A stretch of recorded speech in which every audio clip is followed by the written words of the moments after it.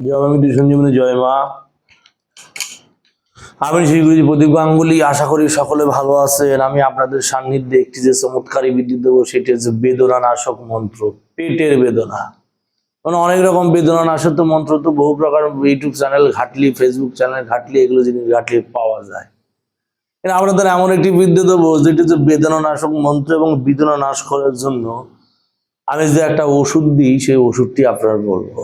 এটি বেদনা নাশের জন্য এখানে দুটি মন্ত্র আছে, সে দুটি মন্ত্র সম্পর্কে আলোচনা করবে এবং ওষুধ সম্পর্কে আলোচনা করবো। আর দেরি না করে আমি মন্ত্র প্রসঙ্গে আসি। যেহেতু দুটি মন্ত্র আছে, বড় বড় মন্ত্র, তাই শুরু করি। মন্ত্র বলছে, বিসমিল্লাহ ইয়া আল্লাহ কোরআনের শের, পেটের ব্যথা ভালো করে দেয় অমুকের, মানে পেটের ব্যথা ভালো করে দেয় অমুকের, তুমি তো কুদরত ওয়ালা ইলাহি করিম, সবার উপরে আসো তুমি হে আজিম, বাহিক লা ইলাহা ইল্লাল্লাহ মুহাম্মদ রাসূলুল্লাহ। এটা সম্পূর্ণ কুফরির একটি মন্ত্র, প্রয়োগ করলে অবশ্যই কাজ। আর বলছে বিসমিল্লাহ ইয়া আল্লাহ কোরআনের শের, পেটের ব্যথা ভালো করে দেয়, পেটের ব্যথা ভালো করে দেহ অমুকের, তুমি কুদরত ওয়ালা ইলাহি করিম, সবার উপরে আসো তুমি আজিম, বাহিক লা ইলাহা ইল্লাল্লাহ মুহাম্মাদুর রাসূলুল্লাহ।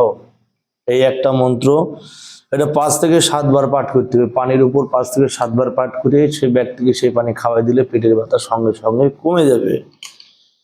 আর একটি মন্ত্র হচ্ছে, এসো পীর দস্তগীর করিহে সালাম, ঝাড়িতে বসিল ব্যথা তোমার গোলাম, সকলের বড় পীর গৌসল আজম, যাহার ফয়েজে আছে খোদার কসম করম,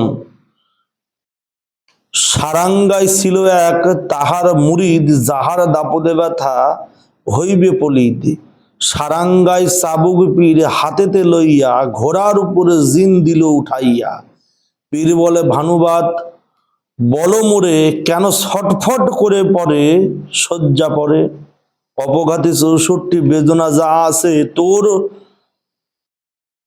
তোর পেটেতে, ধয় খোদার শীঘ্রই সার ব্যথা আমার এই ফুকেতে। 5 থেকে 7 বার এই মন্ত্রটা পড়তে হবে এবং পড়ে ফু দিতে হবে শরীরে।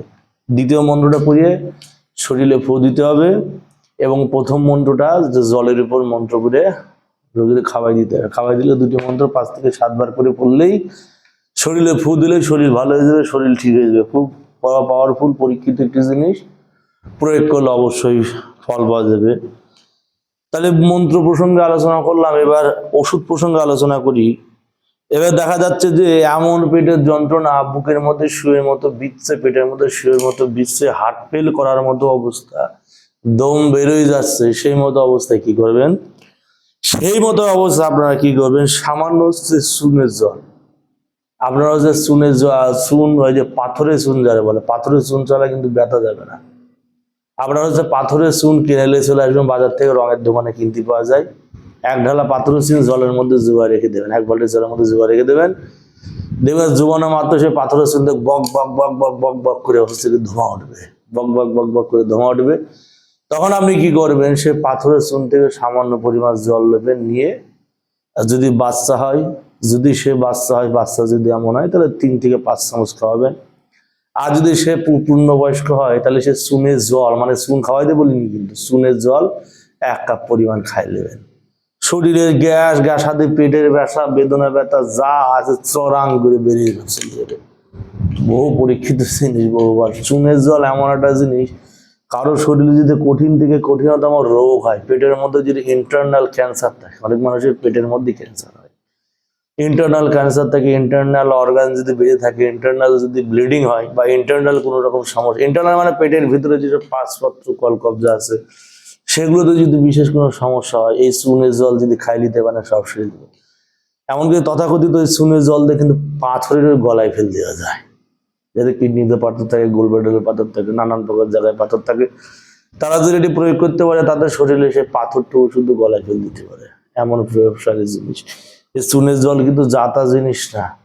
আর এগুলো ওই পুস্তকের জিনিস নেই, গুরুর কাছ থেকে গুরুর কাছে বসে জিনিস শেখা, যেটা আমি আপনাদের সামনে উপস্থাপন করছি, আপনাদের সামনে দিচ্ছি। প্রয়োগ করলে অবশ্যই উপকার পাবেন। মানে এটি কখন প্রয়োগ করবেন বলা হয়নি, মানে যখন সব ডাক্তার ফেল, যখন সায়েন্স ফেল তখন এটাই আসবে। মানে যখন বিজ্ঞান বা সায়েন্স যখন কিছু করতে পারে না, মানে যখন বিজ্ঞান বা সায়েন্স যখন ফেল হয়ে যাবে, যখন তাদের আর কিছু করার থাকবে না, তখন আপনি এই মন্ত্রটি প্রয়োগ করবেন এবং ঘরোয়া যে টেকটি দিলাম সেটি প্রয়োগ করবেন, অবশ্যই ফল পাবেন। তারা যতক্ষণ থাকবে ততক্ষণ আপনি প্রয়োগ চালিয়ে যাবেন।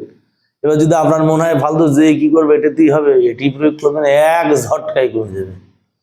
মানে দুবার আপনার মন্ত্র পড়ে তার পানি পড়া দিতে হবে না, শরীরে ফু দিতে হবে না, একবারেই কাজ, সঙ্গে সঙ্গে জিনিস বেরিয়ে চলে যাবে। মানুষের ক্ষতি করা, এ করা, ও করা, এই জিনিস ও জিনিস, হ্যান ত্যান যা বৃত্তান্ত সব সঙ্গে সঙ্গে সেরে যাবে। প্রয়োগ করবেন, কাজ হবে। মানে আমি এই তদবির দিয়ে থাকি, এইভাবে প্রয়োগ করে থাকি, যার যত সমস্যা আমি এইভাবে ট্রিটমেন্ট করি। প্রয়োগ করবেন, অবশ্যই কাজ হবে। জয় আমি তো সঞ্জীবনী, জয় মা, জগতের মঙ্গল সাধন করো মা।